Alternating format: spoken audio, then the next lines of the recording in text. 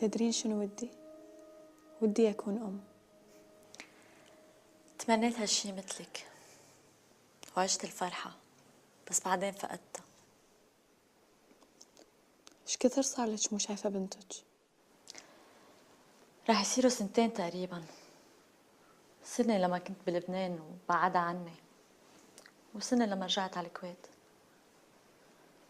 طبعا بعد ما تزوجتي وصار الوضع أقوى وقدر يمنعك عنها.